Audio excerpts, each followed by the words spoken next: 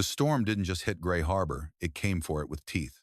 Wind came howling in off the Pacific, shoving walls of rain sideways down the narrow street that ran from the sawmill to the pier, slamming shutters and making every loose sign creak like it was begging to be taken.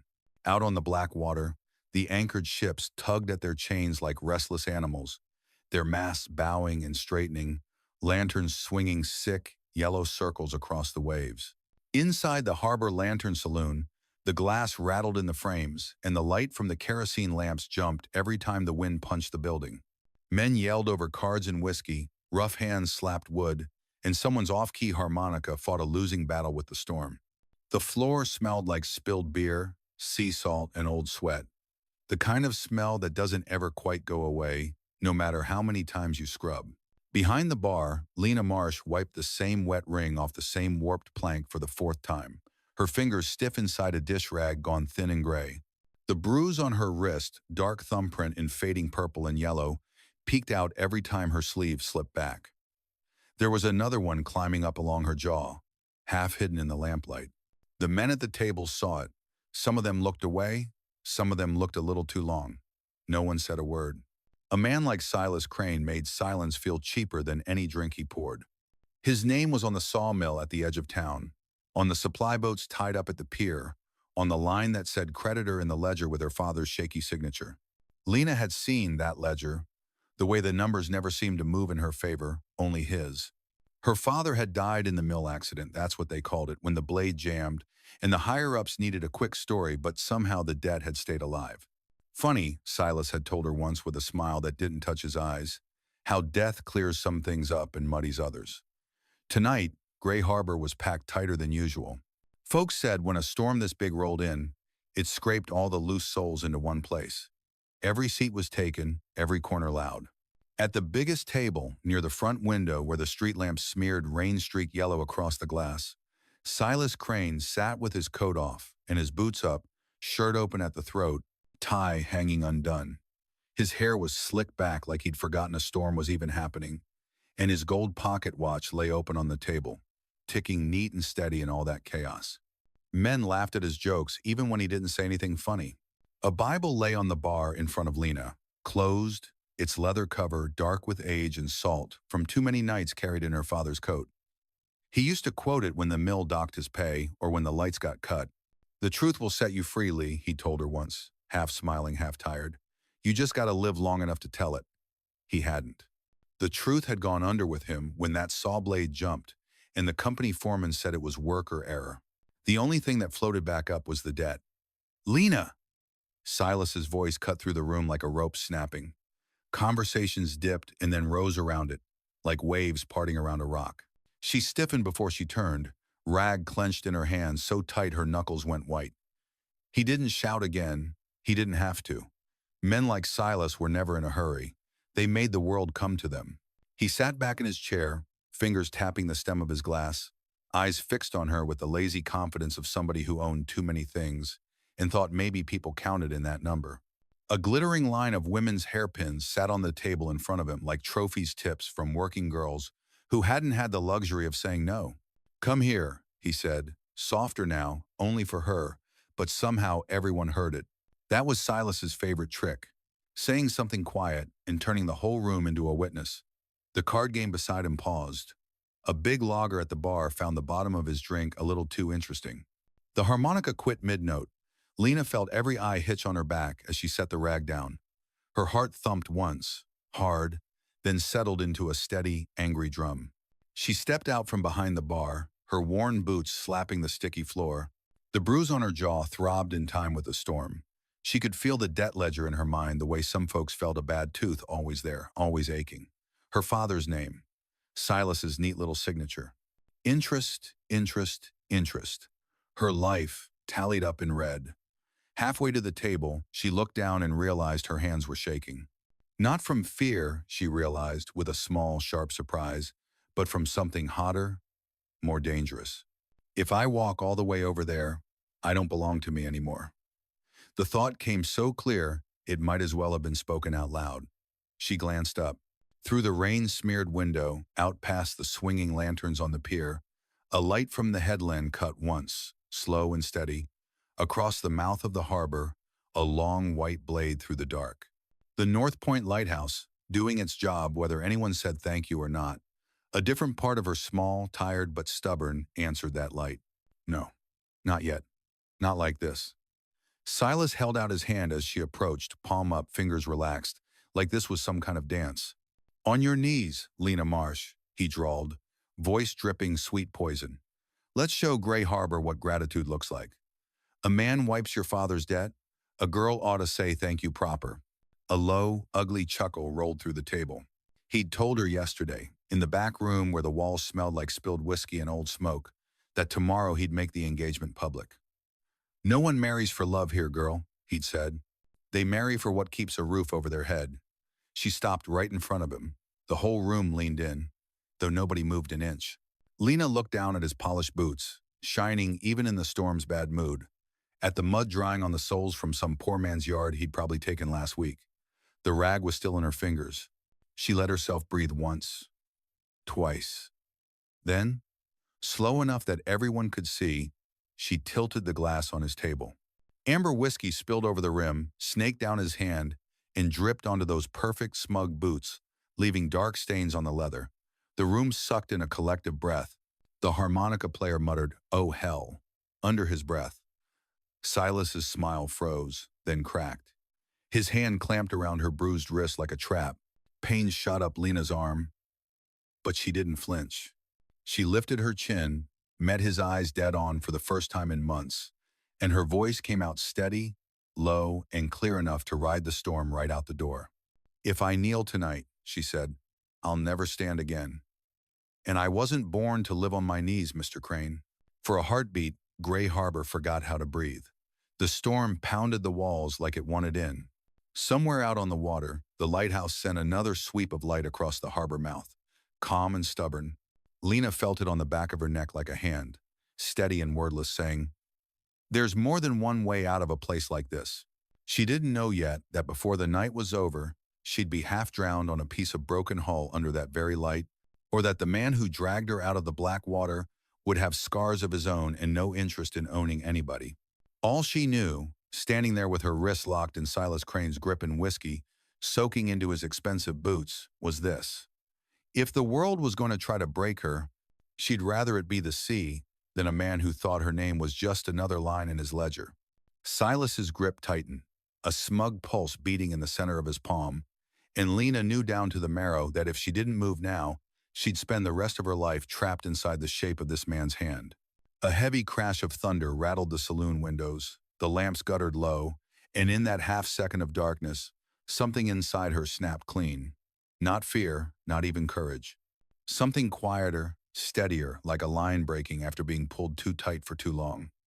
The moment the lamp flared back to life, she twisted hard. His grip slipped just enough for her to wrench free. A gasp rose somewhere behind her. Then boots scraped wood, chairs creaked, but she was already moving fast, sharp, cutting through the bodies and the stench of whiskey like a dropped knife. Someone yelled, "Girl's gone mad." Someone else, slurring, muttered, "Should have known marsh blood ain't worth the paper it signs." None of it stuck. Her heartbeat had grown its own legs and was pulling her forward. She shoved open the back door. The storm hit her like a fist. Rain slapped her sideways, cold and mean, needling her skin through her thin shirt. Wind tore at her hair, ripping braids loose, flinging them across her face until she could barely see. The wooden porch groaned under her feet as she barreled down the steps, boots splashing into water that reached her ankles. Behind her, the saloon door slammed open. Silas's voice bellowed through the rain, swollen with fury, now that the room full of witnesses no longer mattered. "Lena!" The sound rolled across the harbor like a cannon blast. She didn't look back. She couldn't. Looking back made people hesitate, and hesitation got people buried in places like Gray Harbor. She sprinted across the muddy strip of road, nearly slipping as she dodged a stack of crates tumbling in the wind. The smell of the sea hit her, sharp, metallic, alive, nothing like Silas's cologne and the thick stink of the mill yard. She ran toward the docks, where lanterns swung in long, trembling circles over the water. A rope smacked her across the shoulder, stinging, but she didn't stop. Every breath stabbed her ribs. Her wet clothes clung to her like cold hands. "Don't die here," she muttered under her breath, voice shredding in the wind. Not for him, not for this town. Beneath her foot, a loose plank shifted. She caught herself on a piling, chest heaving, and stared at the row of boats thrashing in their moorings. Fishing skiffs, cargo dinghies, little patched-up things men took out only when the weather was friendly, never in a beast like tonight. But the storm didn't care about rules, and neither did desperation. Her gaze fell on the smallest vessel, a narrow inline cutter, with a single mast and a frayed sail tied down tight. It rocked violently, pulling against its line as if begging to be let loose. Lena splashed toward it, hands shaking so hard the knots blurred. She clawed at the rope, fingers slipping again and again, half blind from rain. "Come on," she hissed, working the knot with numb fingertips. "Just once in my life. Work in my favor." Behind her, she heard boots hitting the dock. Silas's weight made the boards thud, in a rhythm she'd learned to dread long before tonight. Too close. Too fast. Lightning split the sky, bleaching the world white. In the flash, she saw him coat-soaked, hair plastered to his forehead, rage carved into every line of his face. He was coming, the knot finally gave. The rope snapped free so fast it burned her hands. She shoved the boat off the piling, jumped, slipped, caught the edge of the hull, scrambled inside just as the cutter lurched away. Wind seized it instantly, dragging it sideways, spinning it toward the open black mouth of the harbor. Silas roared her name again. She didn't answer. There was nothing left to say. Rain slapped her cheeks as she gripped the sides of the skiff, trying desperately to stabilize it. A swell rose beneath her huge, dark, heaving, lifting the cutter like a toy and slamming it back down. Water sloshed in over her boots. Her teeth chattered so hard her jaw hurt. "At least the sea doesn't lie," she whispered, echoing a thought she'd had earlier, and hating how true it felt. Another wave crashed, soaking her to the spine. Lena scrambled for the oar, but as soon as she grabbed it, a gust tore it from her hands and sent it skittering across the deck. The cutter spun. She clung to the gunwale as the world tilted. Rain turned to needles on her skin. Wind became a scream. Her father's Bible flashed in her mind, a leather cover, his tired smile, his voice saying, "The truth will set you free." "Truth won't keep me warm, Daddy," she whispered, swallowing a sob as another wave hit. "But it might get me away." A shape loomed ahead, a jagged spine of rock waiting like a jaw beneath the water. The cutter smashed sideways into it. Her body flew. The world inverted, black water above, black water below, cold like knives, plunging through every layer of her. She kicked, clawed, surfaced for half a breath before another wave rolled over her head. Salt filled her mouth. Panic crawled up her throat like a living thing. Rain blurred with tears she didn't even know she was crying. Not like this. The words sputtered out, thin, trembling, swallowed by the sea. "Please, not like this." Her fingers brushed something, a floating plank, maybe part of the cutter's hull. She latched on, chest seizing against the cold. Waves lifted her, dropped her, spun her until she didn't know which direction was shore, which was death. Far above, through the sheets of rain and spray, a circle of light swept across the water, slow, deliberate, patient. The North Point Lighthouse. A steady heartbeat in the storm. She watched it blink across the sky one more time before her vision tunneled, narrowed, and finally, quietly, went black. She didn't know yet that someone was watching from that lighthouse window. Someone who'd survived a different kind of wreck, someone with scars older than the storm, and that he was already on his way down the cliff path. All Lena knew as she sank into cold silence was this: she'd rather surrender to the sea than to a man who thought breaking her would be easy. The sea at least didn't pretend to love her. The sea didn't lie. Warmth came first, soft, creeping warmth that didn't make sense. It pressed against Lena's frozen skin in gentle pulses, like a tide trying to coax life back into a dead shore. For a long moment, she didn't open her eyes. She wasn't entirely sure she had survived. Death shouldn't smell like smoke and pine, shouldn't sound like a fire popping softly in a stone hearth, shouldn't feel like someone had wrapped a thick wool blanket around her shoulders with more care than she'd known in years. She swallowed. Her throat rasped. Something in her chest burned from seawater she had swallowed. When she finally blinked her eyes open, the world around her tilted into view. Curved wooden walls, narrow windows fogged with salt, iron beams arcing overhead like the ribs of some giant ship. A lantern swung gently from a hook, its glow reflecting off brass and glass. She was lying on a bed of clean blankets and old sailcloth, tucked into the lower level of a lighthouse. A lighthouse. She had reached it, after all, just not on her own strength. A low sound reached her then, the scrape of steel on stone. She turned her head toward it. A man sat near the fire, back half turned to her, body wide-shouldered beneath a thick navy wool shirt. He sat on a crate, sharpening a knife with long, steady strokes, slow enough to be careful, firm enough to show he'd done it 1,000 times. His hair was dark and pulled back with a strip of leather. A few wet strands clung to his neck as though he'd been outside recently, maybe dragging someone from the sea. Lena's pulse, jumped. She tried to push herself up, but her arms buckled under the weight of exhaustion and cold. The small sound she made, half gasp, half groan, froze the man mid-motion. He didn't turn at first. He just listened, like a man used to sorting danger from harmless noise, long before he moved. Then he set the knife down. Slowly, intentionally. And finally he turned. Lena inhaled sharply. His face wasn't gentle, not in the way storybooks painted rescuers. His jaw was rough, with dark stubble, his cheek marked by a pale scar that dragged from the edge of his brow to the corner of his jaw. One of his eyes was a deep storm-colored gray, the other was clouded faintly, the way glass looks after heat damage, a reminder of something that had burned too bright, too close. But there was nothing cruel in his expression, nothing hungry, nothing calculating, just a watchful stillness, like he'd learned the hard way that every sudden move could be mistaken for a threat. "You're awake," he said, voice low and roughened by salt air. Not warm, not cold, just real. Lena swallowed again. Her voice came out thin as thread. "Where? Where am I?" "North Point Light," he answered. "Lower level. I brought you in about an hour ago." She coughed, pain lancing through her ribs. He reached for a tin cup near the fire, filled it from a kettle, and walked toward her. Slow, careful. 3 steps out, he paused. "I'm going to hand this to you," he said, giving her space to brace herself. "Hot tea, not strong, helps with the cold." The warning, the distance, both small gestures, but they told her everything. He wasn't approaching like a man claiming ownership or expecting gratitude. He was approaching like someone who knew exactly what fear lived in women who were pulled out of the dark. Lena took the cup with shaking fingers. Heat seeped into her palms.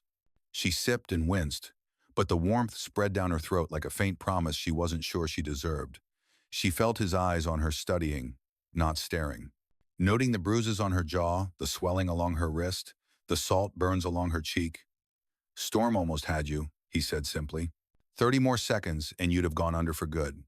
"Should have let it," she whispered before she could stop herself.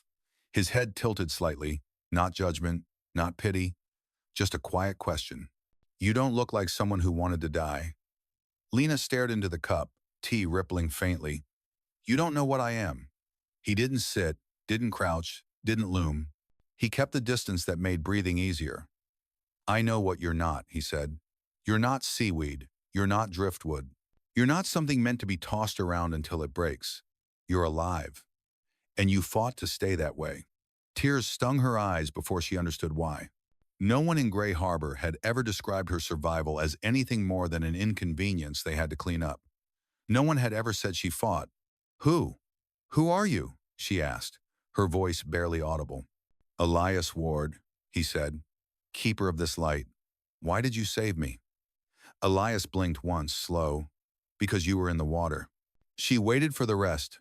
Men like Silas always wanted something after a rescue. A favor, a body, a debt, something. But Elias just stepped back and returned to his chair by the fire, picking up the strip of leather he'd been repairing before she woke. No expectation, no price. Just a man and a ruined piece of gear. Lena stared at him, confusion and exhaustion tangling inside her chest. "I don't have anything to give you," she murmured. "Good," he said without looking up. "Last thing I need is someone feeling like they owe me." The sentence hit her harder than the waves had. Simple. unadorned, and truer than anything Silas Crane had ever said in his well-tailored life. The fire crackled. Outside, the storm snarled against the cliffs, but the lighthouse walls held firm. Lena closed her eyes again, her grip loosening on the cup as warmth crept back into her bones. For the first time in years, she let herself rest in a place not built to break her. She didn't know yet that this lighthouse, this man would become something more than shelter. A place that held not just safety, but purpose. A place that would one day take in another terrified girl running from a different kind of darkness. Because Lena Marsh would remember what it was like to open her eyes and find a stranger who didn't want to own her only to help her stand again. But for now, all she knew was this. She was alive, and for the first time in her life, survival didn't feel like a punishment. It felt like the start of something she wasn't brave enough to name. Not yet. Morning came in thin strips of gray light, sliding through the salt-stained windows and settling across Lena's face like a quiet hand. She woke slowly this time, not with the panic of drowning, but with a heavy ache along her ribs and a strange heaviness in her chest. A softness, almost something she hadn't felt in years. Safety, maybe. The word felt unfamiliar, like something she'd read once and forgotten how to pronounce. The smell of simmering broth drifted through the round room. She pushed herself upright just enough to see Elias stirring a pot near the fire. He changed his shirt, hair tied back neatly, sleeves rolled to his elbows as he tasted the broth with the focus of a man checking a compass before a storm. "Sit slow," he said without turning. "Head'll spin if you rush." She realized she'd moved too quickly. Her vision wavered for a moment, then steadied. "You cook?" He shrugged lightly. "When the sea gets mean, you either learn or starve." He ladled some broth into a metal bowl and set it on the small table beside her bed still without stepping too close. "It's rabbit, and some sea greens I dried before the storm hit." She lifted the spoon with trembling fingers. The warmth spread down her throat, chasing the chill that had lived in her bones for too long.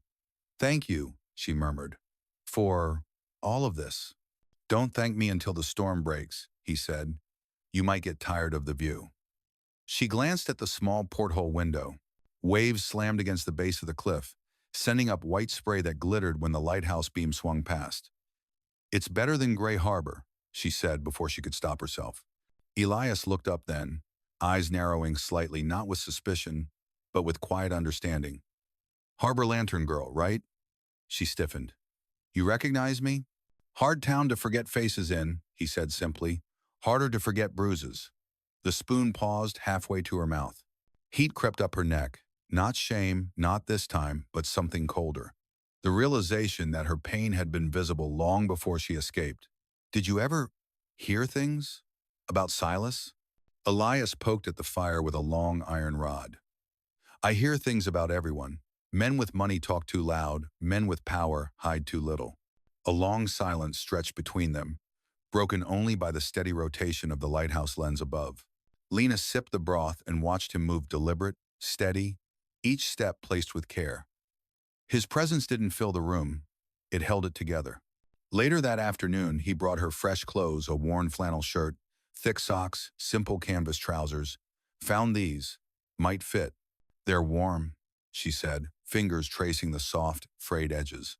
"Belong to someone?" He hesitated, just a flicker. "My brother. He was smaller than me." She didn't ask more. People who live alone on cliffs don't lose brothers in simple ways. When she tried to stand, she wobbled, catching herself on the wall. Elias turned at the sound, but didn't reach for her. He kept his hands at his sides. "All right, just stiff. Walk a little each hour," he suggested. "Blood needs motion to remember what to do." So she walked small circles around the room, then to the window, then to the iron stairs leading upward, though she didn't climb them yet. From the window, she could see the stretch of ocean, gray and restless. The beam from the lighthouse swept across the water in slow, comforting arcs. Every time it passed her, she felt steadier. As the hours turned to days, a rhythm formed between them. In the mornings, Elias checked the weather instruments and logged the wind speed, and she'd sit nearby watching him write in tight, angular script. At noon, he'd go outside to secure the cables that kept the balcony from ripping loose in the wind, while she heated leftover stew. When he came back inside dripping rain, she tossed him a towel without thinking. He caught it with one hand, as if he'd known she would. He never thanked her. She never expected him to. Some people thank with words. Others thank by standing next to you in silence and letting you breathe. That afternoon, as he cleaned the brass fittings on the giant lamp above, she finally asked the question that had been sitting in her chest like a pebble. How long have you lived here? He didn't look down. 5 years. Alone? It's quieter than living with ghosts. The reply landed in her bones. Not because it was dramatic, but because it was honest. She set down the brush she'd been using to clean a coil of rope. The scar on your face. Did boat explosion? He said, cutting gently before the question could finish. Not defensive, just factual. Cargo hold, misloaded. Captain wanted to save time. Didn't listen. She swallowed. You lost people? He paused, his hand resting on the brass housing of the lamp. Good men. Better men than the one who gave the order. Silence again, but it wasn't a wall. It was an invitation to stop digging, to let the truth rest. Lena nodded and returned to coiling rope. The storm thrashed the cliffs for 3 long days. On the second night, she woke to find Elias sitting by the window, jaw tight, watching the sea like it owed him something it had taken long ago. She wrapped the blanket tighter and crossed the room with careful steps. You could sleep, she whispered. Storm's not going anywhere. Didn't say I was watching the storm. His voice was low, almost lost beneath the wind. Lena hesitated, then sat beside him on the floor, leaving an arm's width of space. Just enough. Not too much. They listened to the sea breathe its angry breath against the rock. You saved me, she said softly. You didn't have to. You were in the water. A lot of people saw me drowning long before that, she said, the truth slipping out before she could pull it back. No one did anything. Elias didn't look at her, but something in his voice cracked slightly when he answered, You deserved better. No man in Gray Harbor had ever spoken those words without wanting something afterward. She didn't know what to do with them, so she held them gently in her chest, like a bird that might spook and fly away if she gripped too tight. By the 4th morning, the storm had softened from a monster into a restless sleep. The sky thawed into softer grays. Waves still hit hard, but not cruel. Lena stood at the window in her borrowed clothes, watching a patch of light bloom on the horizon. Behind her, Elias was binding a cracked wooden step with fresh rope. Storm's losing its teeth, he said. Tomorrow, maybe the next day, we'll get clear weather. Her heart lifted, then dropped just as quickly. To go back down. To figure out what you want to do next. She pressed a hand to the cold window pane. What if I don't know yet? Then you stay until you do. He didn't say it like an offer. He didn't say it like a claim. He said it like a truth he was willing to help her find. For the first time since her father died, Lena felt the faintest flicker of something she had forgotten how to hold. The idea that her life didn't have to belong to someone else. That she didn't have to apologize for surviving. That safety wasn't a prize to be won, but a place you could build. Slowly, quietly, one beam of light at a time, night settled over North Point Light like a heavy coat, muffling the world until only the whisper of waves and the slow turning of the lighthouse lens remained. The storm had eased, but the air carried its memory wet salt lingering in the cracks between stones, wind humming like a tired beast outside the thick glass. Lena couldn't sleep. The blankets were warm, the fire steady, but her mind churned like the harbor at low tide, dragging up things she wished would stay buried. She slipped from the bed, barefoot on cold stone, drawn toward the faint glow seeping under the iron stairwell. Above, in the narrow circular room where the lantern housing stood, she found Elias sitting on the floor with his back against the wall, long legs stretched out, hands loosely clasped. The lamp cast a slow, sweeping arc of gold across his face every few seconds, painting him in quiet pieces, jaw in shadow, cheek in light, the scar catching a flame-bright edge before fading again. He didn't startle when she stepped inside.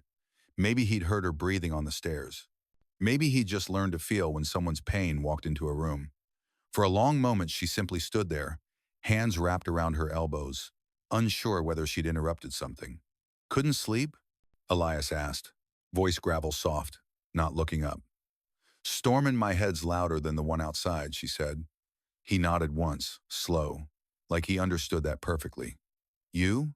she asked. Sleep on nights like this? Not often. His gaze remained fixed on the dark pane of the window, where the reflection of the spinning lamp flickered like a heartbeat. Lightkeepers don't get real sleep, just pieces. Lena lowered herself to the floor, leaving a careful distance between them. Not too far, not too near, enough for safety to breathe and not suffocate. They sat like that, two quiet lives stitched together by accident and salt water. After a while, she drew her knees up to her chest and said, I used to think the world was split in two. People who hurt, and people who get hurt.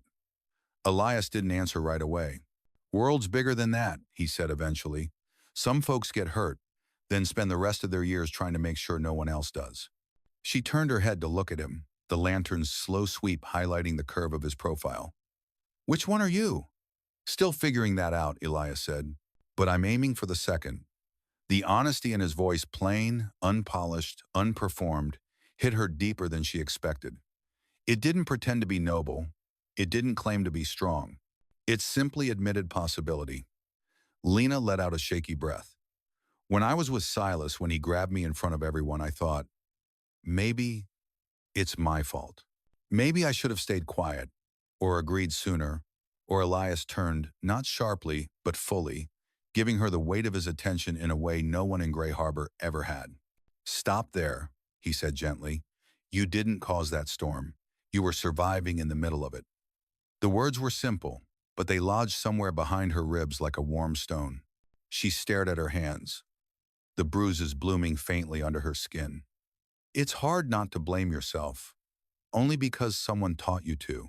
Lena's breath caught. He was right. Not in a way that accused, but in a way that understood, that recognized the shape of her wounds because he carried his own. Silence returned, but it was softer now, like padded footsteps instead of blows. She shifted slightly, her thigh brushing his leg not on purpose, not flirtation, just the natural accident of two tired people sitting near each other on a cold night. She froze, instinct screaming at her to pull back, apologize, make herself smaller. But Elias didn't move, didn't tense, didn't claim that inch of closeness or retreat from it. He simply stayed, steady as the lighthouse stone beneath them. Lena dared a breath. The next rotation of the lamp cast a warm circle across his hands, long fingers scarred in places, calloused in others. Hands that could have been weapons, but weren't. Hands that had pulled her from the sea without leaving a bruise. She didn't think. She just let her smaller hand drift, slow and hesitant, until the back of it brushed his. A spark of panic lit in her chest. Her breath hitched. She almost jerked away. But then he turned his palm upward, not closing the distance, not reaching for her, just offering space. Space she could enter or leave. Space that didn't demand. Space that didn't take. Her fingers trembled as she placed her hand into his. It felt like stepping onto new land after months adrift. Elias exhaled, a quiet sound like something inside him unclenched for the first time in years. He curled his fingers around hers, careful as if holding a piece of blown glass. No pressure, no claim. Just presence. Warm, steady, waiting. Does it hurt? He asked quietly. Only when I expect it to, Lena whispered. Then let it be what it is, he said. Just a hand, just mine. Just tonight. Her throat tightened. She didn't cry not because she was strong, but because the moment was too gentle to break. The lighthouse lens swept another arc around the room, bathing them both in slow-moving gold. The wind hummed against the glass, a tired animal finally settling down. They sat like that, hands intertwined, backs resting lightly against the wall, listening to the vast, quiet sea breathing below. For the first time since her father died, Lena didn't feel like she was balancing on the edge of something sharp. She felt grounded, held without being possessed, seen without being sized up. And though she didn't say it out loud, the truth slid into place with the soft certainty of a tide filling the shore. Maybe survival wasn't the final chapter. Maybe she could build something new, not just for herself, but someday for someone else who washed up on the rocks needing safety the way she did tonight. Because if Elias Ward, scarred, tired, half-broken, could still offer gentleness, then maybe Lena Marsh wasn't as ruined as Silas Crane had tried to make her believe. And maybe, just maybe, she was meant for more than escaping. She was meant to rise. By the end of the week, the sea had calmed into a gray, steady breathing. Not kind, never kind, but not angry anymore. Birds returned to the cliffs, shaking out their wings like they'd survived something worth bragging about. The air tasted clean for the first time since Lena arrived, washed of salt and fear. She stood on the narrow balcony outside the lighthouse, wrapped in Elias's old flannel shirt, watching the horizon blush faintly with early light. For the first time in years, she wasn't calculating danger. She was simply standing, breathing, existing. Elias climbed the steps behind her with a toolbox, boots thumping rhythmically on the iron treads. "Rails need tightening," he said, setting the box down. Storm shook the bolts loose. Lena rested her hands on the railing, cold metal biting lightly at her palms. "Feels good out here," she murmured. "Clean." Elias nodded, tightening a bolt. "Storms do that. Tear things apart so something new can blow in." She let the sentence settle. For once, it didn't feel like a warning. It felt like truth. But truths have shadows. The first one appeared mid-morning, carved into the wet ground like a wound, footprints on the cliff path. Not Elias's, not hers. Fresh, heavy, 3 sets, one heavier than the others. Elias froze when he saw them, every muscle in his body tightening at once, as though some instinct older than memory had snapped awake. He crouched, pressed 2 fingers to the print. "Came up this morning," he said. "Before dawn." Lena's blood chilled. "Silas?" "Could be." His voice was low, controlled. But something dark had slid beneath it, an old hurt stretching its limbs. "He'd want you back," Elias added. "Men like him don't let go easy." A stone lodged itself in Lena's throat. The breeze felt sharper now, slicing through her borrowed shirt. "Then we run," she said too quickly. Elias stood and turned toward her.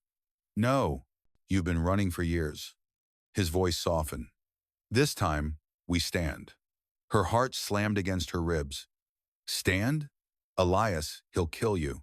He won't touch me," Elias said simply. The certainty in his voice wasn't arrogance. It was experience. He'd faced men like Silas before, men who thought ownership was a right given at birth. But Lena shook her head, fear clawing its way up her spine. "I don't want you getting hurt because of me." He stepped closer, careful, always careful. "This isn't because of you," he said. "It's because of him." That difference, small, crucial, hit her like a wave she didn't have to fear. She nodded, shaky but determined. "So what do? We get ready." They didn't speak for a while after that. Preparing didn't look like grabbing weapons or barricading doors. Preparing looked like small things. Elias securing the lamp gears so the beam wouldn't falter. Lena gathering blankets and pulling everything away from the windows, both checking the cliff path from time to time. The lighthouse felt like a lung holding its breath. By late afternoon, low fog rolled in from the water, swallowing the coastline. The world shrank to a circle of stone and light. Lena was in the stairwell when she heard it, the distant grind of boots on rock. She stopped breathing. Elias appeared behind her, rifle slung across his back, eyes sharp beneath the scar and the calm. "Stay behind me," he said. "But don't hide." She swallowed. "I'm scared." "Good," he said. "Means you're thinking. Just don't let fear choose for you." They stepped outside together. The cliff wind knifed cold against their faces. Through the fog, 3 figures emerged on the narrow path, twisting up from the beach. First came 2 hired men, wide-shouldered and rain-soaked. Between them, moving like a man who believed the weather should part for him, was Silas Crane. His coat was drenched, his hair whipped messily by the wind, but the cruel composure on his face stayed intact. When his eyes found Lena, his mouth curled into a smile that didn't reach his eyes. "There you are," Silas called, voice slick despite the wind. "Gray Harbor's runaway bride." Elias stepped forward, blocking the path. Silas's gaze shifted, narrowed. "Ah, the lightkeeper," he chuckled. "Didn't think you'd be stupid enough to take what doesn't belong to you." Elias didn't blink. "She's not a ledger entry," Silas smirked. "Everything is a ledger entry. Some people just don't know what they owe." Lena felt something snap inside her, not like fear, but like a rope pulled too tight for too many years suddenly breaking free. She stepped out from behind Elias, not ahead of him, but beside him. "Equal. I don't owe you," she said, voice trembling but not weak. I never did. Silas's smile thinned. You think you can declare that and make it true? It was never true, she said. You made it true for everyone else. I just never had the power to say otherwise. Fog curled around their feet. The lighthouse beam swung slowly across the rocks, bathing Silas's face in a harsh white arc. In that moment, Lena saw something she had never noticed in Gray Harbor's dim saloon lights. Fear. Just a flicker, but real. Move, Silas snapped to Elias, or I'll move you. Elias didn't shift. You won't, he said, because men like you don't know how to stand without someone weaker beneath you. Silas lunged.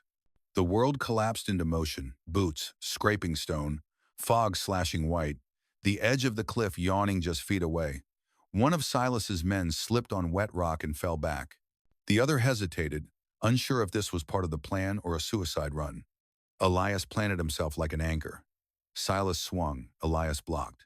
The two collided in a brutal, desperate tangle, not graceful, not heroic, just raw survival.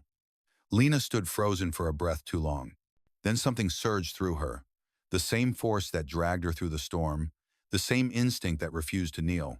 She grabbed the broken railing beside her, a length of splintered wood, and slammed it hard into the ground between Silas's boots. He stumbled. Elias took the opening. A twist. A shove. A precise shift of balance any sailor would recognize. Silas's feet skidded on the wet rock. His body lurched forward. For one horrifying moment, he dangled over the edge of the cliff, clinging to a jut of stone with both hands. Rain washed down his face, mixing with fear and fury. Help me! Silas barked, commanding, not begging. As if he still believed the world owed him obedience. Lena approached slowly, heart pounding. She stared down at him, the man who'd stolen her father's dignity, her future, her safety. The man who had taught her to shrink, to apologize for breathing, to believe her existence was a debt she could never repay. She crouched, meeting his eyes. You always said debts must be paid, she said. Her voice shook, but from truth, not weakness. So here's the truth you don't get to control. I don't owe you my fear. Silas's fingers slipped.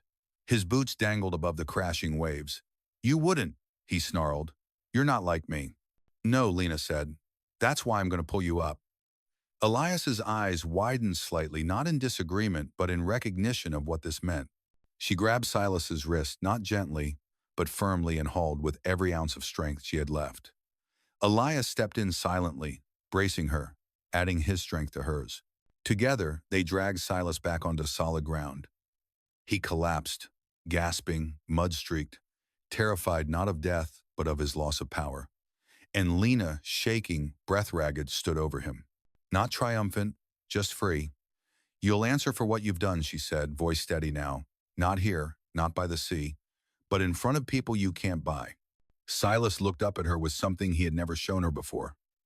Not contempt, not desire, respect. Or at least the closest thing a man like him could feel when his world finally cracked. Elias placed a hand warm, solid against the small of Lena's back. Not claiming, just steadying. Lena exhaled, long and trembling, and lifted her chin into the fog-laced wind. She wasn't running anymore. She was choosing. She was standing. She was claiming back the ground she'd been forced to crawl across.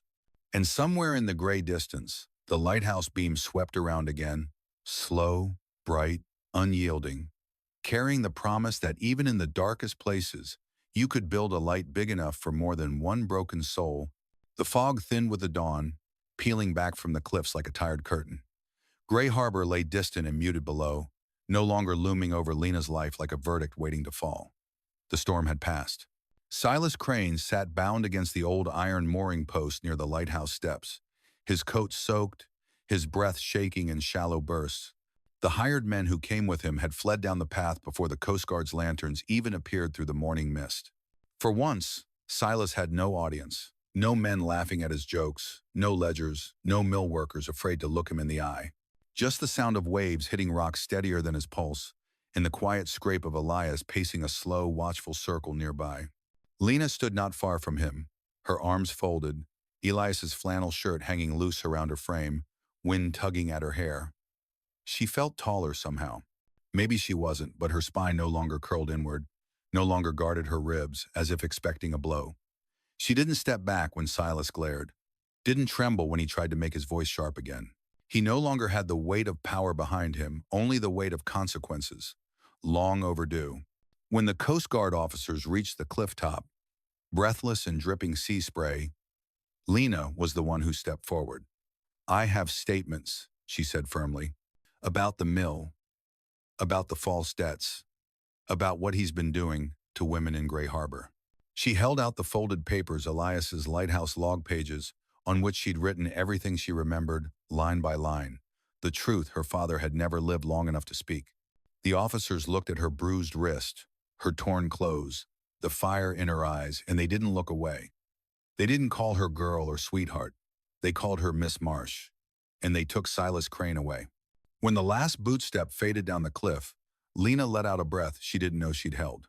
Her knees wavered, but they didn't give out. Not this time. Elias watched her, hands tucked into his belt, silent as always. But the silence wasn't empty. It held something steady. Something waiting. Lena turned toward him slowly. "I thought I'd feel triumphant," she admitted. "I thought it would feel like winning." "And it doesn't?" he asked.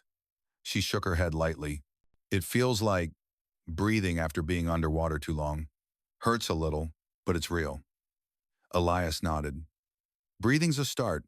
They walked back up toward the lighthouse together, boots crunching across gravel still wet from yesterday's storm. The door creaked open with its usual stubborn groan. Inside, the place looked the same as it always had. Stone walls, steady fire, brass lamp upstairs rotating its infinite circles. Yet it felt different. Filled out, lived in, safe. Lena touched the table where she'd eaten her first meal here. Her fingers brushed the wool blanket she'd woken under. The light filtering through the narrow window had a warmth she hadn't noticed before. She thought of leaving, of finding work in another town, maybe by the railroad or the cannery, of changing her name, starting clean. She had imagined that moment her entire life. But now, standing in the lighthouse, with the weight of Elias's quiet presence near her, she didn't feel the urge to run, not from him, not from herself. Elias leaned against the wall, rubbing a thumb over the leather strap he used to bind the lantern housing. "You can stay here a while," he said, not looking at her, his tone almost casual. "Until you figure things out, no rush." Lena turned to him. "You sure you want someone like me here?" He frowned faintly. "Someone like you? Someone who brings trouble? Someone who's broken?" Elias's eyes lifted then, calm, steady, gray as the sea, but warmer somehow in the morning light. "You're not broken," he said. "You're bruised. Bruises fade." Her throat tightened. "And the rest?" "The rest," he said gently, "is strength, waiting for somewhere to land." The words rooted deep. She stepped toward him, hesitant, not testing, not seeking permission, just stepping. He didn't move at first. But when she stopped in front of him, close enough to feel the heat from his body after a long, cold morning, he lifted a hand. Slow, deliberate, careful. Fingers brushed the side of her face, not exploring, not claiming, just acknowledging the person standing before him, alive, unowned, unafraid. Lena leaned into his palm, only a fraction.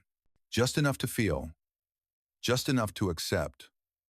The moment passed quietly between them, gentle as the tide. Later that afternoon, while Elias repaired a loose shutter on the balcony, Lena explored the lower rooms of the lighthouse. In a dusty storage corner behind an old coil of rope, she found a small cot, blankets folded neatly beside it. Not old, not abandoned. Ready, waiting. "What's this for?" she asked when Elias returned. He cleared his throat, wiping his hands on a rag. Had it set up in case someone ever came through needing a place for the night. Lena's chest tightened, not painfully, but with something warm, bright, unexpected. "Has anyone?"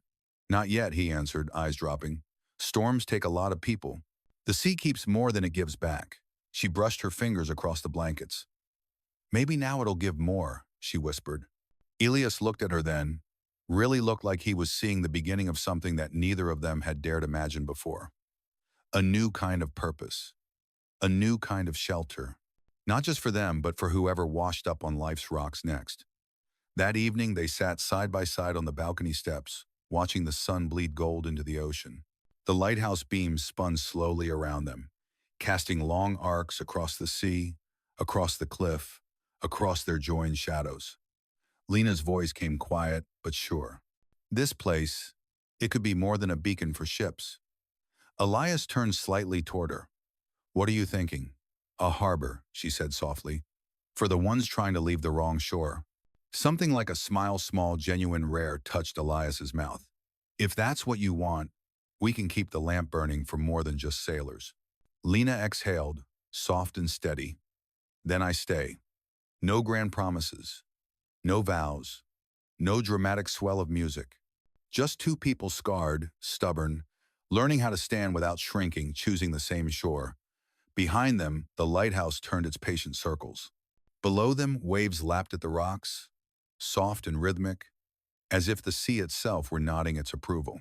And far off along Gray Harbor's rugged coast, hidden in the evening fog, a lone figure watched the light sweep across the water. Another girl, clutching a torn shawl, eyes wide with fear and hope. The first traveler to find the safe harbor Lena Marsh would one day build. The first life changed by the truth she had finally claimed. The first of many. Because this time, the light wasn't just for ships anymore. It was for the broken, the lost, the brave. The ones who refused to kneel, the ones who dared to rise. The ones, like Lena, who learned that freedom isn't given. It's built, one beam of light at a time. If this story reached you tonight, if it made you breathe a little deeper, or remember the strength you thought you'd lost, then thank you for staying with it until the end. Out here on the coast, every life is a lighthouse. Every heart carries a beam strong enough to guide someone else through their storm. If Lena's journey stirred something in you, let me know in the comments what part stayed with you, or what storm you've walked through yourself.